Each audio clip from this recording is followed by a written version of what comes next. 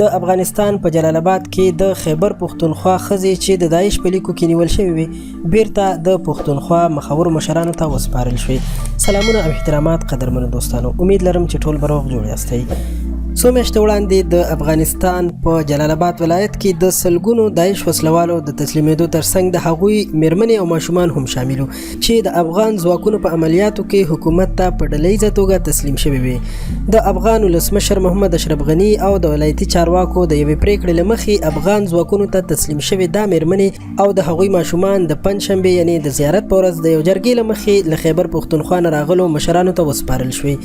د ننګرهار ولایت قومي مشران وایي دغه تسلیمي شوي ښځې چې د داعش په لیکو کې وي افغان ځواکونو ته ځانونه سپارلي وو چې نن یې د افغاني او پښتني دود له مخې د کوزي پښتونخوا مشرانو ته وسپارلې. د ننګرهار والي شاه محمود میاخیل وایي ټاکل شوې وه چې دغه میرمنې پرون قبایلی مشرانو ته سپارل شوې وي خو ځینې مواردو کې د کار ځنډ له امله نن ورځې ته پاتې شوي دي. د معلوماتو له مخې د پښتونخوا څخه قبایلی ټول مشران پرون جلال آباد ولایت ته راغلي او په ولایت مقام کې د ولایتي چارواکو سره د جرګې وروسته د یوې پریکړې له مخې د داعش جنګیالیو د تسلیم شوي قبایلي میرمنې د کوزي پښتونخوا باجوړو اورګزو او اپریدو مشرانو ته وسپارل شوې. د ولایتي چارواکو په وینا په نیول شوو کسانو کې د داعش ډلې نږدې 130 ماشومان او میرمنې د پښتونخوا د بیلابیلو سیمې وې چې د پښتني رواج له مخې قبایلي مشرانو ته وسپارل شوې.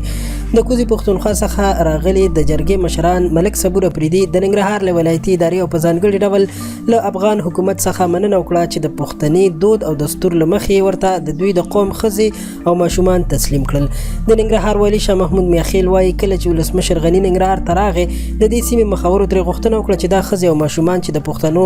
د مختلفو قبایلي سیمو اړوند اورګزي باجوړي اپریدو یا هم د پېښور د سیمې دي باید د پښتني رواج له مخې دې جرګې ته وسپارل شي چې نن دغه وعده پوره کړه. د والي شاه محمود میاخیل په وینا له دوی سره په تسلیم شو کسانو کې ټولې 900 میرمنې او ماشومان شامل دي چې له دې ډلې به د 50 په شاوخوا کې نور میرمنې او ماشومان هم قبایلي مشرانو ته وسپارل شي خو د دقیقو څېړنو وروسته به دا چاره هم ترسره شي. د ننګرهار د والي ویان عطاالله خوږیانی بیا وایي چې دغو داعشیانو په بېرحمۍ سره زموږ ډېرې خویندې سرتوري کړي دي خو موږ د دوی میرمنو ته د پښتنو د حیا چادري ور په سر کړه او د جګړو میدان ته نه بلکې د خپلو کورنیو مشرانو ته مو روغ رمټې وسپارلې. عطاالله خوږیانی زیاتوي داعش په بېرحمۍ زموږ کورونه وران کړل خو موږ د دوی د کورنیو کورونو آبادولو په موخه د دوی میرمنې او ماشومان وساتل ومه پالل او دا د کورنۍ د نورو غړو سره مو د کورونو جوړولو په موخه له هېواده رخصت کړل او ومولیږل. د خوږیاني په وینا د داعش اړوند د خیبر پښتونخوا میرمنې او ماشومان د پښتني دود او افغاني غرور له مخې د اسلامي اصولو په بنا د خیبر پښتونخوا مخورو او